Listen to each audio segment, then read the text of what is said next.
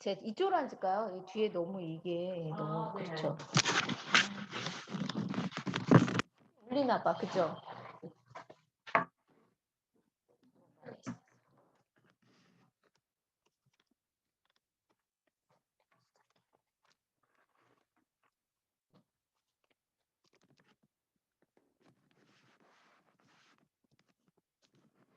자,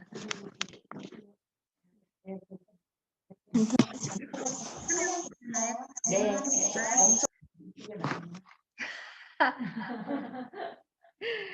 네, 안녕하세요. 저는 시작할게요.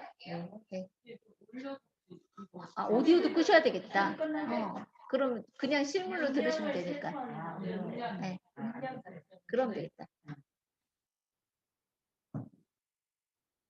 시작해도 되면 말씀 주세요. 시작할까요? 네. 그 녹화는 하시는 거죠, 알아서? 네. 네, 네. 안녕하세요. 저는 성남의료생협 우리안의원의 김연경 원장입니다. 성남의료생협이라는 게 뭐냐면 이렇게 먹거리 공동체 있죠. 먹거리 생협들 있죠. 그런 것처럼 의료를 그러니까 환자분들이 모여서 병원을 세우고 저는 페이닥터로 들어가 있는 상태고요. 저희 목적은 이익이 의료에 들어가면 안 된다라는 목표가 있기 때문에 지역 의료 사업들을 좀 많이 하고 있는 상태입니다. 저희 소개는 드렸고요. 오늘 저희가 같이 얘기해 볼 내용은 약이 되는 건강밥상에 대한 얘기를 할 거예요. 다들 이 음식이 건강과 밀접한 관계가 있다라는 거는 누구나 다 알고 있는 사실입니다. 뭐 식약 동원이라는 말도 있고 뭐 그런 말들을 많이 들어보셨을 거예요. 하지만 약이 되는 건강밥상이 뭐냐? 좋게 말해서 음식 치료가 뭐냐라고 질문을 던졌을 때는 제대로 이해하고 계신 분들은 많지 않습니다. 그래서 오늘은 음식 치료란 뭐고 약이 되는 건강밥상이란 뭐냐 그런 개념에 대해서 같이 얘기를 해볼까 합니다. 음식이 건강과 밀접한 관련이 있다. 음식이 중요하다라는 건 모든 사람들이 다 알고 있는 내용입니다. 그래서 뭐 당신이 먹는 음식이 곧 당신이다라는 말도 있고요. 당신이 무엇을 먹는지 말해달라. 그러면 나는 당신이 어떤 사람인지 말해주겠다라는 한 미식가의 얘기도 있습니다. 또 병은 입을 따라 들어온다라는 중국 속담도 있고 여러분들이 알다시피 인간이 처음 만들어져서 처음 그 생명을 유지하는 그 첫 번째 단계는 엄마가 먹었던 음식으로부터 태아가 영양을 섭취하는 것, 또 나와서는 엄마의 젖을 통해서 영양을 섭취해야지만 살아갈 수 있습니다. 인간이 어떤 좋은 걸 먹는다 할지라도 어떤 좋은 상태에 있다 할지라도 아무리 건강한 사람이라고 할지라도 일주일만 굶어 보면 그 사람 체력이 확 떨어지는 걸 알 수 있겠죠. 그래서 한의학에서는 또 음식을 먹는 비위를 소화기 계통을 후천기본이라는 표현을 써요. 그러니까 후천 태어나서 근본이 되는 장기가 바로 소화기다라고 얘기를 하고 있고요. 그래서 여기 이렇게 이런 많은 속담들이 있는데 이것처럼 사실은 음식은 몸과 많은 관련이 있습니다. 저도 똑같이 얘기를 해요. 당신이 무엇을 먹는지 말해달라.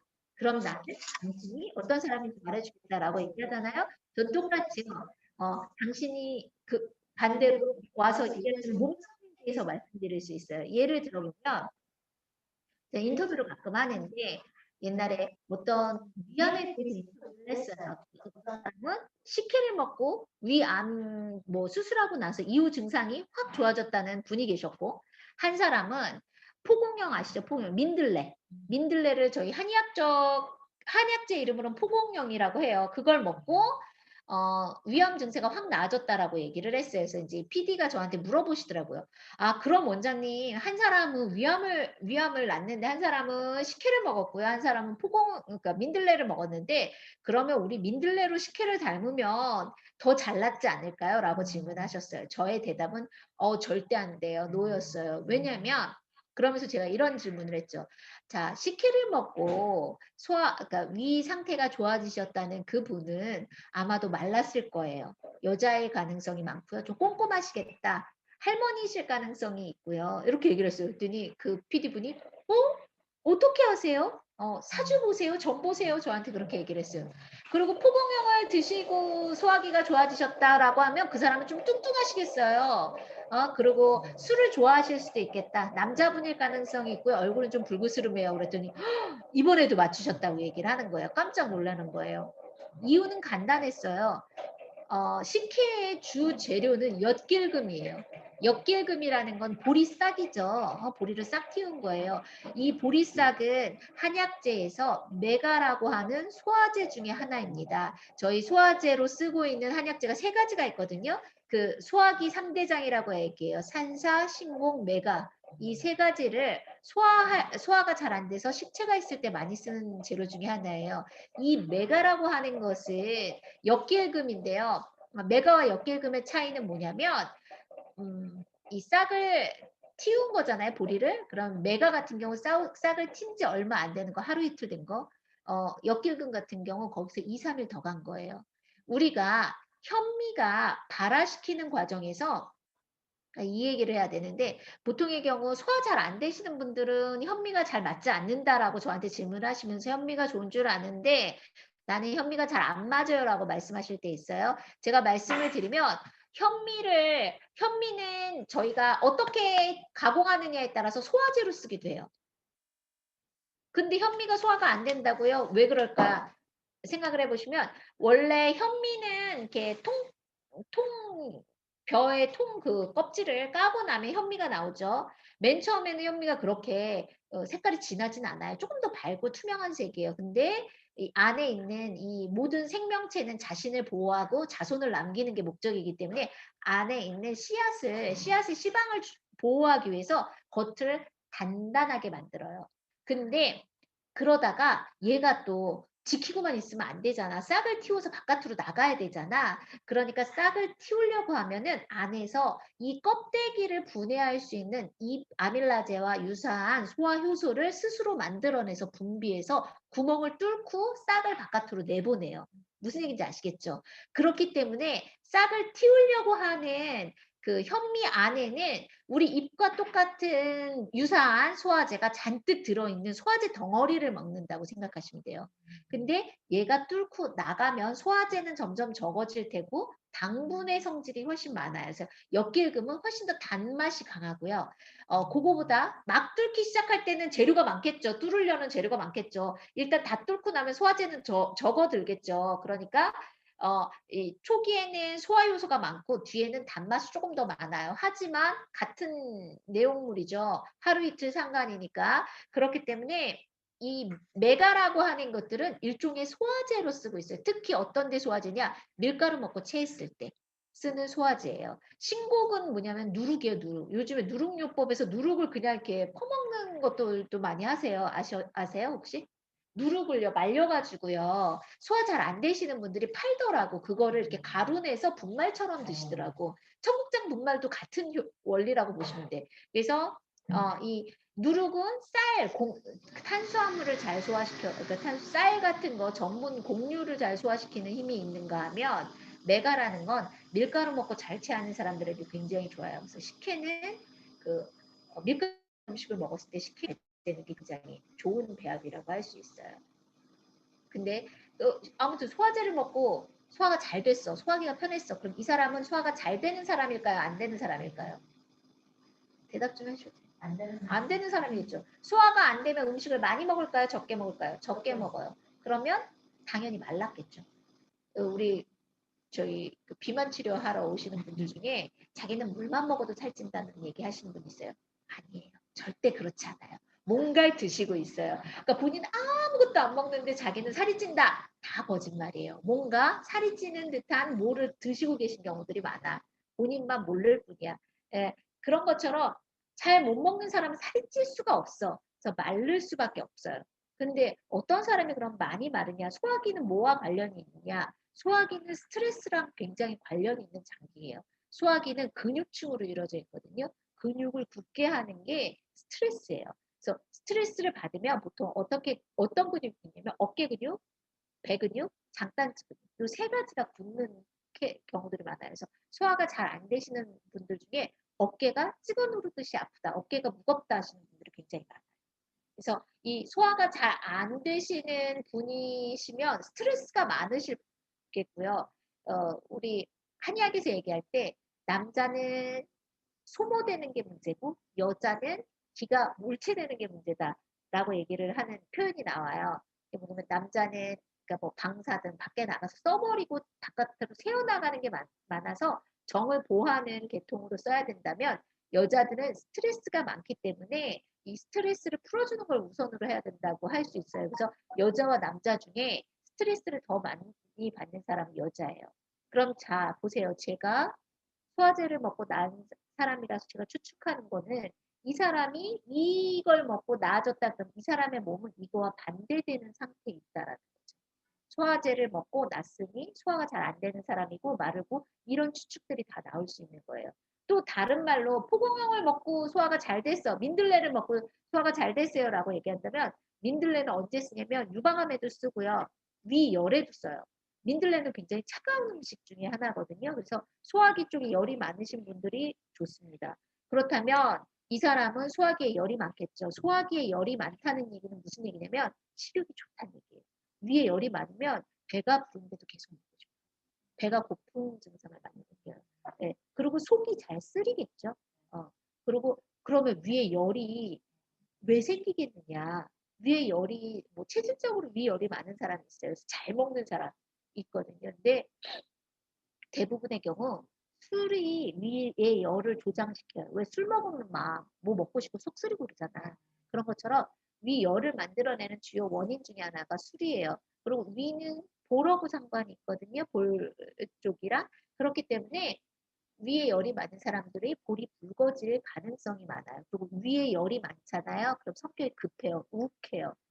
그런 성격을 가지고 있어요. 그러면 자, 술 먹고 소화기가 되게 잘 돼. 소화가 잘 돼. 그리고 식욕을 막 당기는 사람이야. 많이 먹겠죠. 많이 먹으면 뚱뚱하겠죠. 욱한다고 그랬죠. 성격 급하죠. 술 좋아하죠. 딱 연상되는 사람들 있잖아요. 집에 있는 남편들 중에 이런 사람들이 있을 거예요. 등치 좋으면서 밥 잘 먹고 열도 많고 그런데 욱하고 술 좋아하고 이런 사람일 가능성이 많은 거예요. 그러니까 요거 저도 똑같이 이 브리아 샤바랑이 말한 것처럼 무엇을 먹는지 말해주신다면 저는 그 사람의 몸 상태에 대해서 말씀드릴 수 있습니다. 재밌죠? 우리가 먹는 모든 음식이 다 그래요. 사람들이 자기가 먹는 음식이 굉장히 몸에 해가 되는데 모르고 있고 아픈데 그것 때문에 아픈데 잘 모르는 경우가 많아요. 예를 하나 더 들어볼게요. 저희 시어머님이 몸이 좀 차신 분이에요. 그래서 어, 그 항상 제가 저녁에 주무실 때 독주로 반잔 정도 드시고 주무셔도 돼요라고 말씀을 드렸어요. 근데 어느 날 어머님이 자기가 몸이 너무 아프시다는 거야. 그래서 너무 아파서 자기가 곧 돌아가실 것 같다고 막 심각하게 말씀을 하셔서 원래 그렇게 엄살이 있으신 분이 아니거든. 그래서 깜짝 놀라서 집에 가봤어요. 갔다가 제가 원인을 찾아냈어요. 뭐냐면 이제 아시는 분이 집에 오시면서 선물로 수박을 한 통을 여름에 사주신 거야. 그랬는데 이 수박이 어르신 두 분이 살고 있으니 수박 큰 한 통을 누가 먹겠어요. 그러니까 이거 아까우시니까 어르신들이 다 잘라서 냉동실에 넣어놨다가 하루에 조금씩 드셨던 거야. 근데 수박은 굉장히 찬 음식이에요. 저희 어머님 몸이 되게 차신 분이에요. 그런 분이 찬 음식을 먹었더니 속도 더부룩해, 기운도 없어, 자꾸 무기력해져, 눕게 돼, 시름시름 앓으시는 거야. 그래서 제가 수박을 일단 다 갖다 버리고 그 다음에 생강차 계피 넣어서 진하게 끓여서 드시게 해서 며칠 동안 관리를 한 적이 있어요. 이런 것처럼 자기 몸에 맞지 않는 음식을 먹게 되면 우리 몸이 축이 가게 되는 거예요. 그리고 그거를 음식 같은 경우는 서서히 가기 때문에 대부분의 사람들이 잘 모르는 경우가 많습니다. 여러분들 흔히 식약동원이라는 말 많이 써요. 음식 하시는 분들이 식약동원이라는 말을 많이 쓰는데 저는 식약동원이라는 말을 정확하게 아셔야 돼요. 식약동원이라는 건 음식을 약처럼 쓸 수 있다는 말이 아니에요. 음식도 약처럼 먹어야 한다는 말이에요. 그거를 잘 이해하셔야 합니다. 식과 약은 같다라는, 근원이 같다라는 거는 음식도 약처럼 주의를 기울여서 먹여야 된다는 얘기지 음식을 질병 치료에 쓸 때도 있어요. 하지만 완전히 대체할 수는 없어요. 제가 전공이 음식 치료거든요. 한의사고 한의학에서 특히 한방에서 하는 음식 치료 쪽이 제 전공이고, 사실 저 조선 왕실의 음식 치료가 제 그 박사 논문이에요. 근데 저는 그 논문을 쓰면서 음식 치료가 가지고 있는 특장점을 발휘하는 부분이 있고요. 음식 치료로 약 치료를 대체해서 모든 걸 다 할 수 있는 건 아니에요. 그건 분명히 아셔야 됩니다. 하지만 음식 치료로 할 수 있는 부분이 워낙 넓고 많기 때문에 충분히 그것만으로도 여러분들이 일상에서 먹고 있는 약들을 3분의 1 정도로 줄이실 수 있다고 저는 단언할 수 있습니다. 자, 그러면 얘기를 좀 구체적으로 들어가 보면 음식 치료라는 거는 한의학에서는 식치라고 얘기를 해요. 뭐 식료라는 표현도 쓰지만 먹을 식자에다 다스릴 치자를 쓰고 있어요. 어, 식이라는 것은 음식을 먹는다라는 거고요. 치라는 것은 질병을 치료한다라는 뜻이에요. 그래서 이것을 음식 치료라고 하고요. 음식을 먹는다는 입장에서는 음식과 같고 질병을 치료한다는 입장에서는 약과 유사한 개념입니다. 우리가 일상적으로 먹는 일상식하고는 조금 구별해서 하는 얘기입니다. 일상식 같은 경우는요. 식치의 범주에 넣지는 않습니다. 어, 일반적인 영양소를 공급받고 건강하게 만드는 거를 넓게 보면 그것도 치료지만 그거보다는 조금 더 축소시켜서 몸이 균형을 잃었을 때 찾는 것들을 식치라고 얘기를 조금 더 규모를 축소시켜 얘기할게요. 그래서 질병 치료와 허약의 보양이 목적이라는 측면에서는 약과 같고 일상적인 음식 및 그 유수한 제형을 이용한다는 면에서는 음식과 같은 것이 식치입니다. 그렇다면 여러분들이 오늘 아침에도 텔레비전을 틀면 텔레비전에서 양의사, 한의사, 영양사 다 나와가지고 자 무슨 질병에는 뭘 드세요, 무슨 질병에는 뭘 드세요 이런 말 많이 방송에서 보실 거예요. 저도 심지어 인터뷰로 되게 많이 했죠. 제가 한번 삼채였던가 인터뷰라고 며칠 있다 하나로마트 갔더니 하나로마트에 삼채가 아주 잔뜩 쌓여 있더라고요. 예, 이런 모든 그 정보의 홍수가 있어요. 그러면 제가 옛날에 무슨 논문 한번 자료 준비하느라고 찾아보면서 당뇨에 대해서 시중에 나와 있는 논문에서 당뇨에 좋다고 하는 음식이 뭐 있을까 하고 찾아본 적이 있어요. 100여 가지 당뇨에 좋은 음식이. 근데 제 눈에 볼 때는 이쪽 끝에서 이쪽 끝까지 완전히 다른 종류의 음식이 가장 차가운 음식부터 가장 뜨거운 음식까지 다 들어가 있는 거예요. 그러면 이 모든 거를 다 합쳐가지고 100가지를 다 합쳐서 때려 삶으면 이게 당뇨에 좋을까요? 그렇지 않습니다. 그 이유는 뒤에 가서 조금 더 자세히 말씀을 드릴게요. 그렇다면은 와서 말하는 현대 영양학이나 뭐 그런 데서 말하는 음식 치료와 이 한방의 음식 치료는 뭐가 차이가 틀릴까요? 일반 현대 영양학에서는 음식 치료를 볼 때 성분을 중심으로 보고 있습니다. 예를 들면 인삼의 사포닌, 뭐의 무슨 부분, 뭐의 뭐 이런 식으로 어떤 효소 하나하나나 원소 하나하나를 가지고 얘 성분을 따지죠. 그래서 뭐 칼슘이 부족하면 뭘 먹으세요? 뭐 이런 식의 얘기들을 합니다. 그 말도 일리는 있겠죠. 근데 저희 쪽에서는 그렇게 보지 않습니다. 예를 들면 사포닌이라는 건 인삼에도 있고 더덕에도 있어요. 그럼 인삼과 더덕은 같은 사포닌이 있으니까 같은 음식인가요? 같은 효과를 발휘하나요?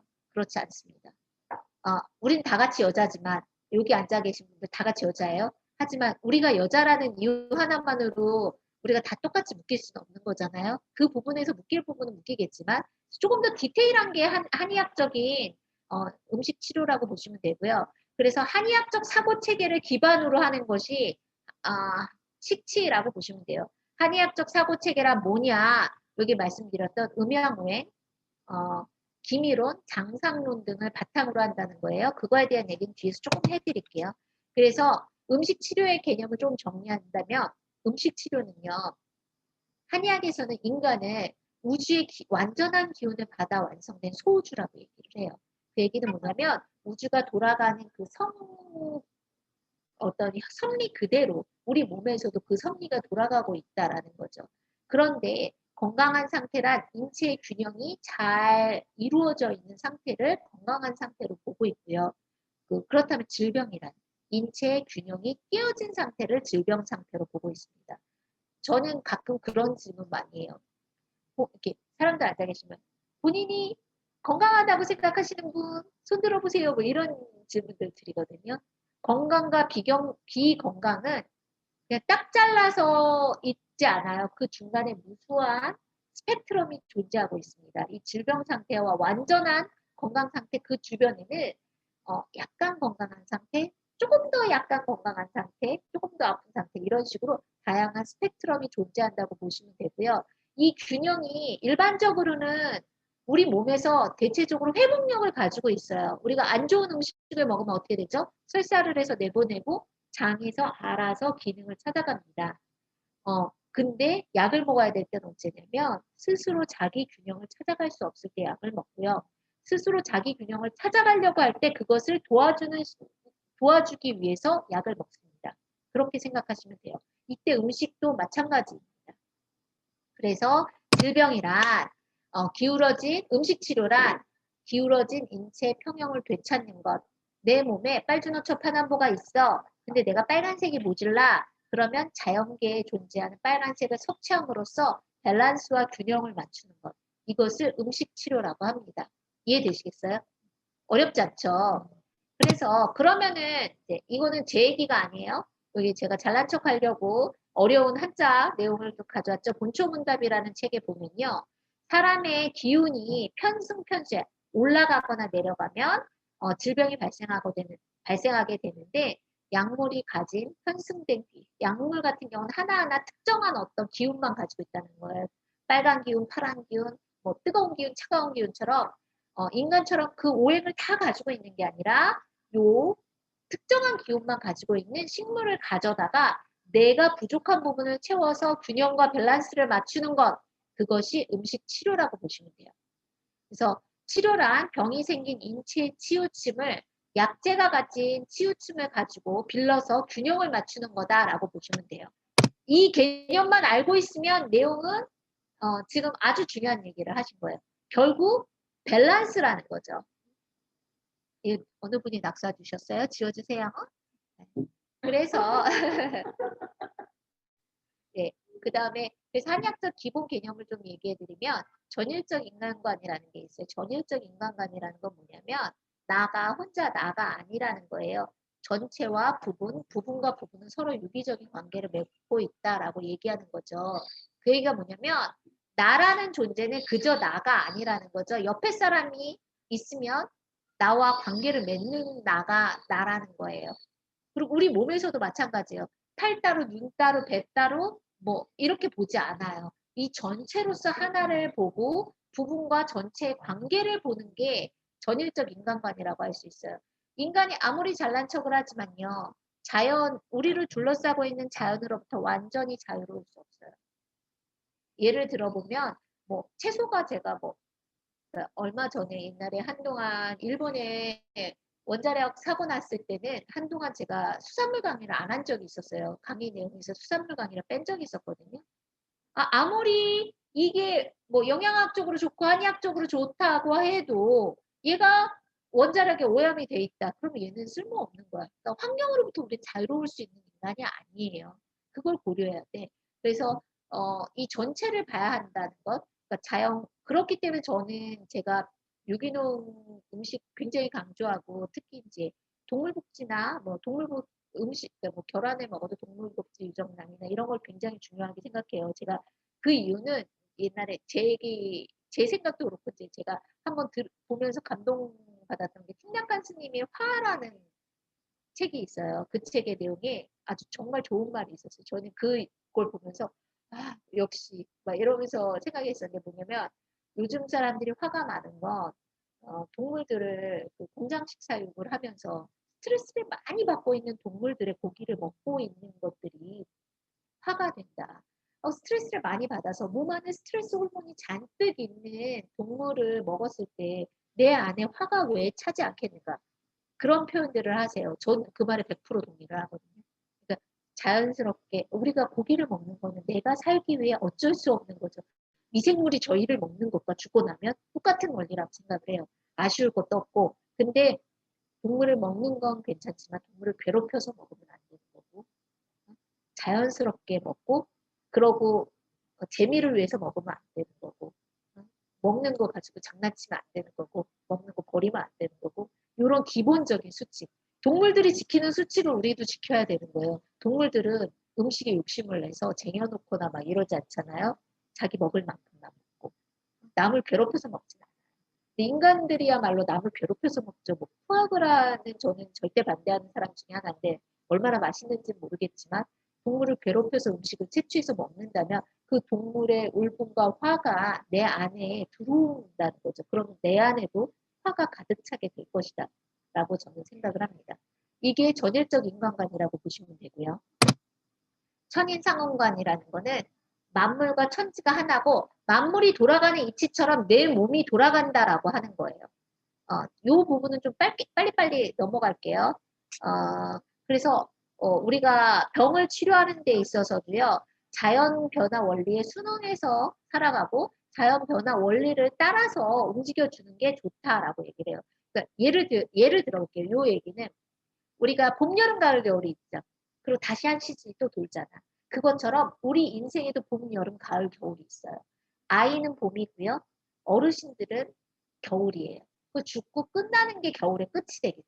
그러면 죽으면 다시 또 새로운 생명을 낳고 이런 순환 구조를 가질 수밖에 없어요. 그러면 저는 50이 넘었는데 저는 가을쯤 될래나요? 지금 이 계절이 제 나이일까요? 조금 더 젊을까? 요즘은 좀 오래 사셔서. 근데 그렇기 때문에 봄의 기운은 어떻겠어요? 위로 올라가고요. 샘솟고 생동감이 있어요. 그래서 봄에 아이들은 뛰어다녀요. 위로 올라가는 봄의 기운을 가지고 있기 때문에 아래가 가볍고요. 깔깔깔깔 웃고 금방 또 막 그래지고 그런 연약한 봄의 기운을 가지고 있어요. 그리고 아이들은 봄이기 때문에 약간 열이 상열, 열이 좀 그러니까 체온이 기본적으로 좀 더 어른들보다 조금 더 높고요. 그래서 어머님들 중에 이제 본인이 몸이 차신 분들은 애를 데리고 오시면서 애가 너무 늘 열이 있어요. 그런데 대체적으로 애들은 성인들보다 약간씩의 열은 원래 있게 돼 있어요. 왜냐면 봄에는 이게 발생을 해야 되잖아. 그렇기 때문에 살짝 그 열감이 있어야지 발양한다고 얘기를 하거든요. 그러면 겨울은 춥고 응축되는 기운이겠죠. 노인들 분들은 몸이 차요. 기본적으로 어린애들은 따뜻하고 뛰어다녀야 되고 노인은 앉아있고 몸이 좀 차는 게 정상이에요. 인간의 이 사이클을 찾아본다면 근데 어르신인데 더위 많이 타면서 막 뛰어다니시면서 승질 막 내고 이러면 철 모르는 거야. 철 모르는 상태인 거야. 아이인데 너무 앉아있고 점잖고 몸이 차다. 얘도 철 모르는 거예요. 그래서 아이는 기본적으로 막 뛰어다니다가도 나이 들면 조용해져요. 그죠? 그게 자연, 봄, 여름, 가을, 겨울의 순리처럼 우리 몸도 그런 순리를 가지고 있는 겁니다. 그런 얘기도 될 수 있고요. 또 하나, 봄에는 봄의 기운에 맞춰야 돼요. 봄의 기운에 맞추지 못하기 때문에 생기는 병이 뭐 예를 들어 여름에 주압병, 그러니까 계절병들이 생기게 돼 있어요. 이 얘기는 뒤에 조금 나오니까 좀 넘어갈게요. 장상학이라는 거는 이 장구와 상이 연결이 돼 있다라는 얘기인데 좀 넘어갈게요.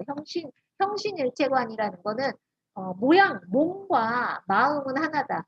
그래서 농담 삼아 아무리 좋은 약을 먹어도 절대 치료할 수 없는 두 가지 질환이 있대요. 여자들의. 이게 뭐냐면 남편 바람피는 질환하고요. 애가 중3 남자애인 경우래요. 왜 안 웃으신다. 애기 있으시니까 나 아들 없구나. 아들 없으시니까 안 웃으시지. 중학교 남자애를 키우게 되면 가슴이 무너지는 듯한 스트레스를 받게 되죠. 그러면 아무리 좋은 약을 먹어도 잘 못 고치게 돼요. 저는 어, 아직 딸내미가 그 시절을 지났는데 살이 쪽쪽 빠지더라고 중학교 시절을 지날 때 보니까 아무튼 이만큼 정신과 육체는 서로 상관관계가 있고 관련이 밀접 깊게 깊다. 그렇기 때문에 항상 마음을 편안하게 하는 것이 모든 질환 치료의 우선이다라고 말씀드릴 수 있어요. 그렇다면 약재료와 식재료를 놓고 본다면요. 우리가 한의원에서 쓰고 있는 한약재가 있죠. 여러분들 그거 다 약이라고 생각하시죠? 그죠? 한의원에서 쓰고 있는 약재면 다 약이겠죠. 그죠? 근데 그 약재의 거의 절반 가까이는요. 음식으로도 사용되고 있습니다. 식약 공용 한약재라고 해서 일반적으로 우리가 집에서 마구마구 만질 수 있는 것들이 한의원에서 쓰는 약재들인 경우들이 대부분이에요. 예를 들어볼까요? 아까 우리 그 역길금 얘기했죠. 그 메가라는 한약재라고 얘기했죠. 아침에 밥에 뭐 드셨어요? 기억나시는 거? 된장국 드신 분들 계시지? 된장은 붓이라 그래서 그것도 한약재예요. 경종이 돌아가시 직전에 구토설사로 토사광란을 일으키셨거든요. 그때 들어간 게 두시차라는 거예요. 그러니까 두시는 요즘 된장하고는 조금 틀려요. 소금이 안 들어가요. 그러니까 청국장 비슷하다고 생각하시면 돼서 구토광란에 청국장을 물에 끓여가지고 차처럼 마시면 돼요. 그래서 그 두시다라고 얘기를 하고 있고요. 그 왕도 토사광란에 급하게 쓸 수 있는 걸로 썼다는 거니까 얼마나 효과가 있겠어요. 그래서 그런 그 된장도 그렇고요. 콩나물국 먹었어요 그러시는 분. 콩나물은 한의학에서 대두황건이라는 한약재예요. 그래서 그 습기를 빼고요. 열을 가라앉혀. 그래서 콩나물을 언제 먹냐면 우리 부기를 내리고 그 시원한 성분이 있거든요. 언제 먹어? 해장국을 먹잖아. 술 마시고 나서 막 이렇게 숙취로 이 수독이 안 빠지잖아. 그럼 땀을 내라고 얘기하거든. 그거랑 똑같이 대두한번 그러니까 콩나물국을 끓여 먹으면 이 안에 있는 술 기운을 바깥으로 배출시켜주는. 그렇죠. 그 다음에 파라는 거 있죠. 파. 총백이라고 하는 한약재예요.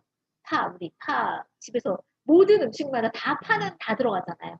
총백이라는 한약재인데 이게 되게 우습게 보면 안 되는 한약재인 게 제가 마흔에 둘째를 낳거든요. 근데 마흔에 둘째 날 때 이 총백 하나만 가지고 유산을 방지한 적이 있었어요.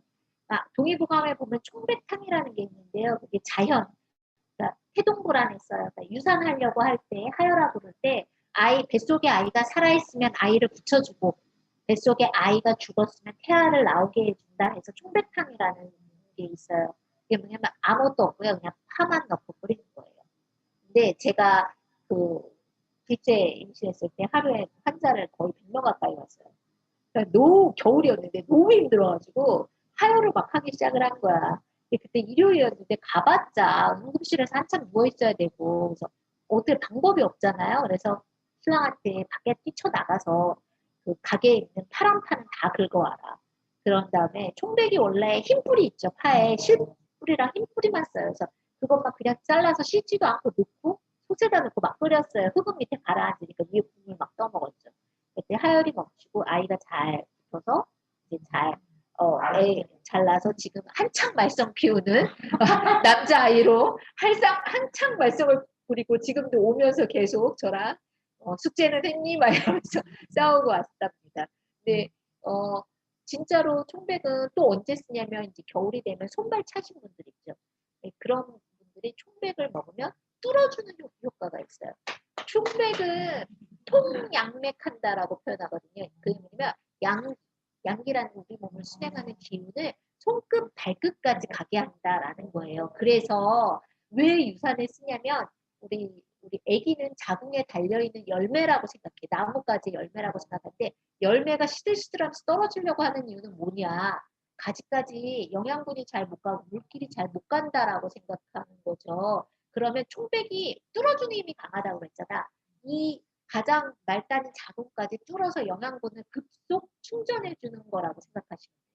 그래서 얘가 만약 죽어서 가망이 없으면 얘를 제거시켜 버리는 힘도 그래서 생기는 거고요. 애가 살아있으면 일종의 태아 그 뭐냐 이게 응급 주사 뭐 그런 거 맞잖아요. 그런 거 같은 거라고 생각하시면 돼요. 영양제, 급속 영양 충전제 뭐 이런 식으로 생각하시면 돼요.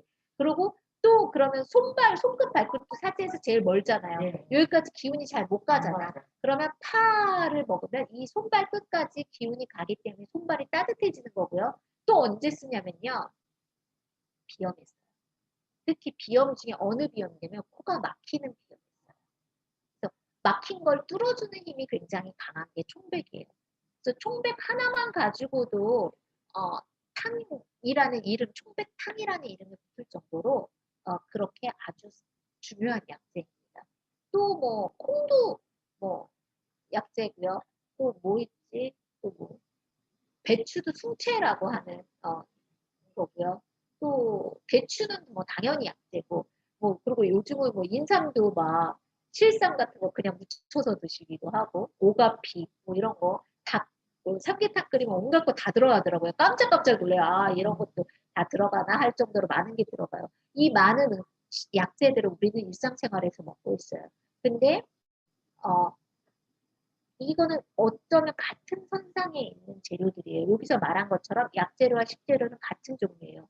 단지 약재료만 쓰는 게 따로 있어요. 이거는 성질이 굉장히 세, 강해. 그래서 편성됨이 너무 강해서 조금만 써도 그 데미지가 되게 큰 애들이 있어.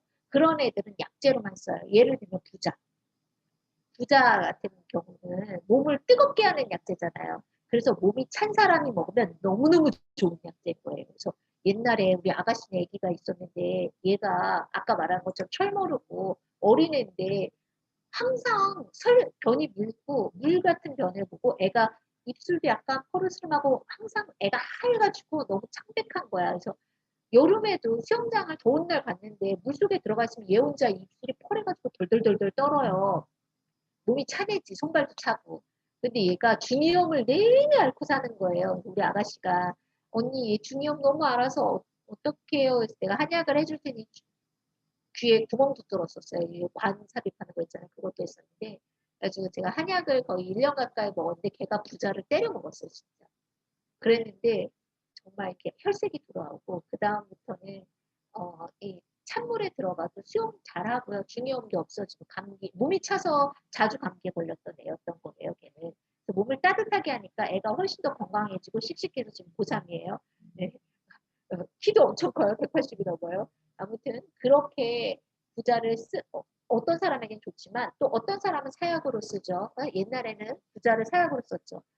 그냥 부자 잔체만으로 뭐 사약이 되진 않고요. 옛날에 부자를 굉장히 진하게 다려먹은 다음에 방에 넣고 공부를 떼서 태워 죽였다라는 거죠. 공부를 떼면 안에도 뜨겁고 밖에도 뜨겁고 해서 이거를 타게 해서 그렇게 해서 죽인다고 했는데 옛날에 뭐 무슨 얘기 그때 뭐였더라?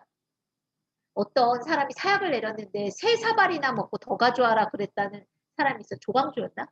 그 역사책에 그런 얘기 있거든요. 그래서 저는 그 얘기를 볼 때마다 이 사람은 몸이 찬 사람이구나 이런 생각을 해요. 네. 저희 그런 거 많이 있어요. 그래서 어떤 기록 같은 걸 보면 이 사람은 어떤 성격이었고 어떤 몸집이었고 뭐 어떤 몸 상태였구나 이게 느껴지거든요. 특히 뭐 영조 같은 경우는 성격 되게 까칠하잖아요. 인상 너무 좋아하거든요. 소민이었을 거예요. 꼼꼼하면서. 어, 몸도 약간 차고 소화기 약하고 성격 예민한 소민 계통의 사람일 가능성이 좀 많다고 봐요. 아무튼 사진을 봐도 이렇게 초상화 같은 거 있는 거 봐도 약간 그런 쪽 같아요. 홀쭉하니 마르게 소화기 약하게 생겼거든. 그러니까 영조가 승정원 얘기를 좀 많이 보는데 승정원 얘기나 이런 데 보면 승정원 얘기가 뭐냐면 왕실의 그러니까 하루하루 기록을 다 적어놓은 거예요. 그래서 지금 몇 시에 왕이 뭐 먹고 화장실을 언제 갔고 잠은 몇 시에 잤고 누구랑 만나서 무슨 얘기했고 이게 적어놓은 게 승정원 얘기거든요. 일종의 이제 옛날식 그 녹화해 놓은 거라고 보시면 돼요. 거기에 보면 굉장히 이 냄새에 민감해서 그건 냄새가 나서 싫고 그거는 맛이 뭐 어떻고 엄청 까탈스러워요. 그런 걸로 봤어요. 소화기가 약간 소민 계통이지 않을까라는 생각을 해요. 아무튼 이렇게 약간 좀 무난하고 조금 특이한 점이 적은 거는 보통 식재료로 쓰고요. 이 특이한 성질이 강한 거는 약재로 써요. 하지만 무난하다고 해서 그 특별한 성질이 아예 없는 건 아니에요. 그죠? 아주 완전히 완벽하게 평이한 음식이란 존재하지 않아. 그럼 얘는 약간의 편중된 성격을 뭐 A라는 건 1을 가지고 있어. B라는 거는 100을 가지고 있어. 그럼 100을 한 번만 먹어도 얘는 큰 효과를 발휘하죠. 그죠? 그렇기 때문에 얘는 함부로 쓰지 말라고 그러고 약재로만 쓰는 거야. 근데 1을 가진 거라도 100개를 먹으면 100의 효과를 발휘할 수밖에 없어요. 무슨 얘기냐면 편성됨이 심하지 않은 건 식재료로 쓰지만 식재료는 늘 먹고요. 많이 먹어요.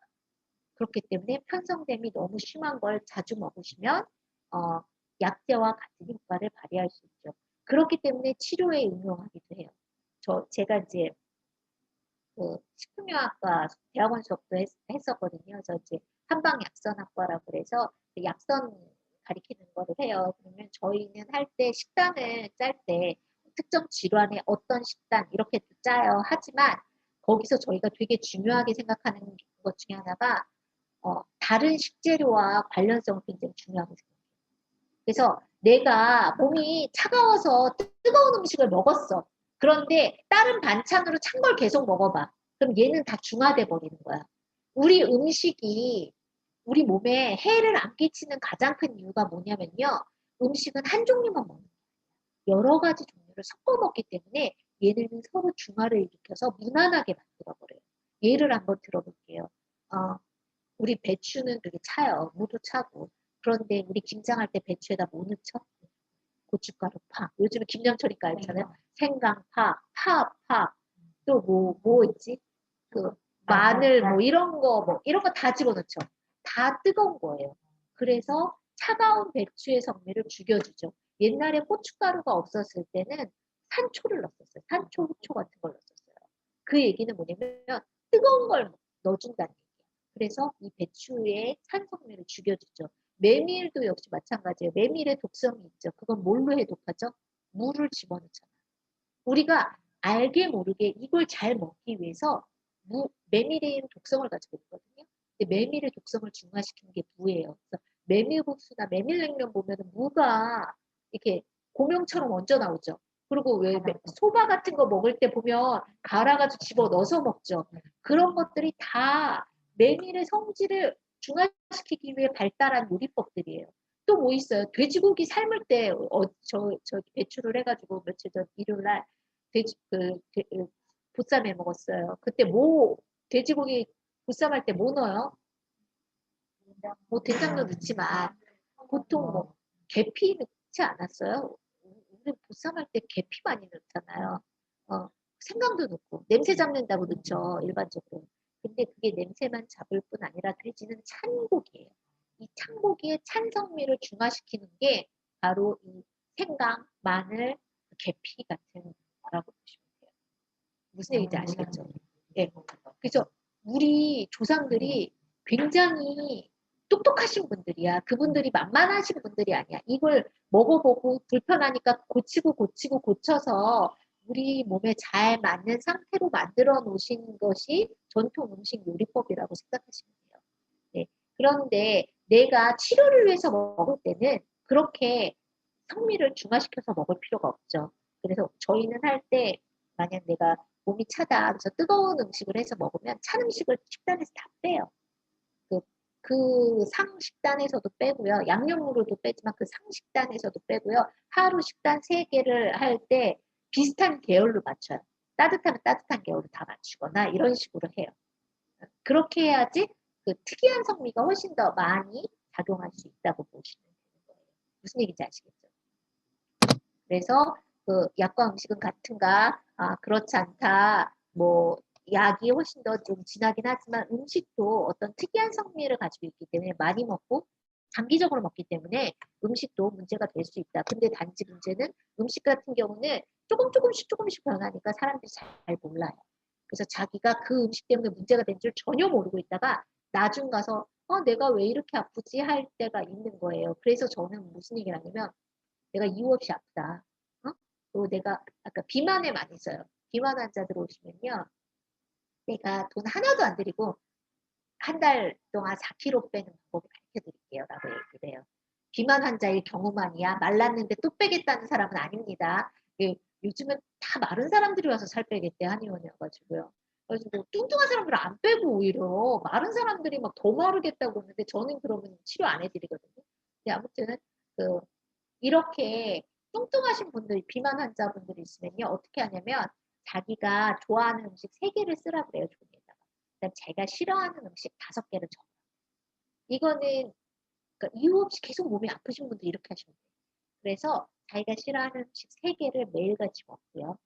아니 싫어하는 음식 5개를 매일같이 월화수목금토일 먹고요. 자기가 좋아하는 음식 3개를 끊으라고.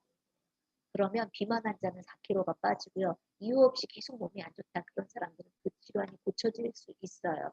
근데 뭐 건강한 사람은 그렇게 하실 필요 없어. 건강한 사람들은 잘 돌아가고 있고 잘 먹고 있는 거야. 근데 대부분의 경우 몸이 장기적으로 만성병이 있으신 분들은 음식이 자기도 모르게 안 좋은 음식을 많이 먹고 계시는 경우들이 많아요. 그러면 누가 하냐? 노인 소아뿐 아니라 교만하고 제멋대로인 사람. 교만하고 제멋대로인 사람을 뭐 성격 나쁜 사람이라고 보셔도 되지만 꼭 그렇게만 보시면 안 되고요. 교만하고 제멋대로인 사람은 일반적인 섭생과 관리를 안 하시는 분들을 말하는 거예요. 그래서 건강 관리 안 하고 제때 안 먹고 제때 안 자고 아 진짜 이 고등학생들 갑자기 울분이 올라오네요. 이 제때 안 먹고 제때 안 자고 고등학생들, 중학생들 그러잖아요. 막 라면 같은 거 주워 먹고 식사 안 하고 밤에 안 자고 이게 되게 안 좋습니다. 이렇게 제멋대로인 경우는 만성병에 이완될 수밖에 없다. 또 병이 길게 앓고 있으신 분들, 그다음에 여러 병이 중첩된 경우들 있잖아요. 노인 같은 경우는 한 가지 병만 있지 않아요. 그래서 뭐 드세요 약을 하고 진료실에 왔을 때 여쭤보시면 진짜 한 주먹을 꺼내세요. 이거 다 드시고 뭐 기본 고혈압, 당뇨, 고지혈, 심혈관계 질환, 소화 안 되니까 소화제, 변비약, 어마어마한 종류의 약을 드시고 계세요. 그래서 이 약이 너무 많아서 소화가 안 돼서 또 소화제를 드시는 이런 경우들이 굉장히 많습니다. 이런 경우는 약수를 줄이는 게 되게 중요해요. 옛날에 저희 친정아빠가 이제 제 말 빼놓고는 모든 사람 말을 다 듣는 사람이에요. 그러니까 의사인 자기 딸만 제일 무시하시거든요. 그런데 저 아빠한테 저는 절대 건강에 대한 조언들을 드리지 않아요. 제 말은 안 믿으시기 때문에. 그리고 막 그 동네에서 어디서 알 수 없는 막 탕을 막 이거 몸에 좋은 거래 그래가지고 막 시커먼 거 막 삶아가지고 막 보내시고 막 그래요. 근데 그 아빠가 소화가 너무 안 되신다는 거야. 그래서 제가 봤더니 병원을 여러 군데 다니시거든요. 뭐 암 수술을 여기서 하셨고 저기는 뭐 원래 다니던 데고 막 그랬더니 이쪽 병원에서도 소화제를 받아봤고 이쪽 병원에서도 소화제가 3개나 돼요. 근데 소화가 안 되신다고 다시 소화제를 저보고 처방을 더 해달라는 거야. 원인을 봤더니 약이 너무 많아서 소화가 안 되는 거예요. 소화기 약한 사람들은 알 거예요. 이 알약 제형들이 소화가 잘 안 돼요. 그렇기 때문에 이걸 너무 많이 먹으니까 소화가 잘 안 되는 거야. 그거는 그렇다고 거기다 알약 제형으로 된 소화제를 또 먹어? 그럼 소화가 더 안 되죠. 그래서 어떻게 했냐면 그때 변비랑 소화제 계통을 다 끊었어요. 약이 확 줄죠. 그리고 변비는 제가 음식 치료를 해서 드렸거든요. 음식을 해가지고 드렸어요. 변 되게 잘 나왔어요. 그리고 잘 드셨고. 그래서 그런 경우는 약을 너무 많이 먹어서 그것이 문제가 되는 경우도 있어요. 이런 경우는 다른 큰 질환들은 약을 먹어야 되는 건 먹어야 돼요. 하지만 부수적인 질환들은 음식 치료를 병행하시는 게 좋습니다.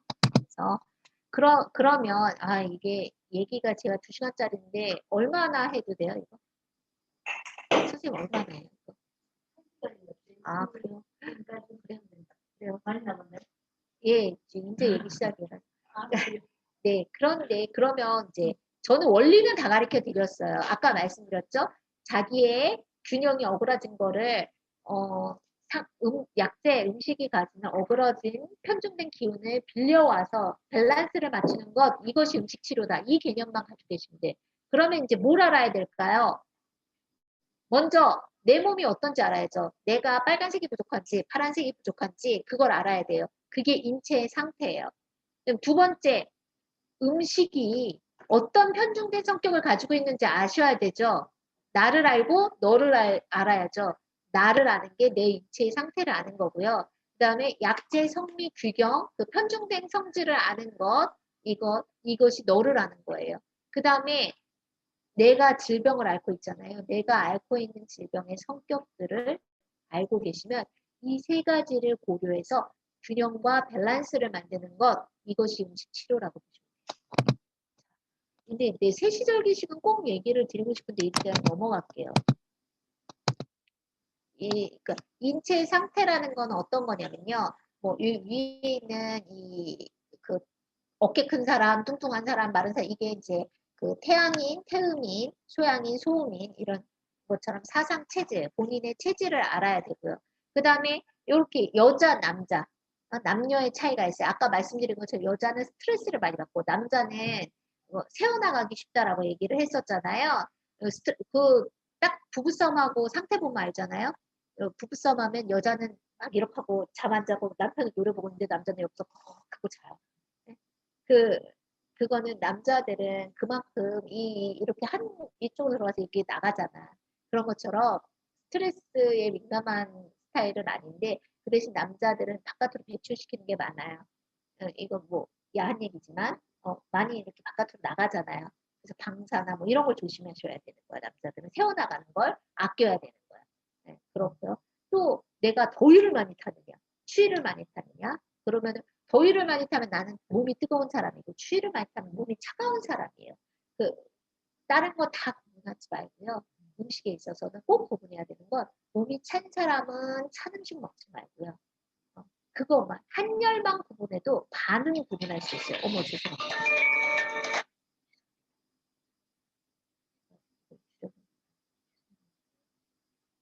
그러고 내가 뚱뚱하냐 말랐느냐 내가 아이냐 어른이냐 아까 말씀드렸죠.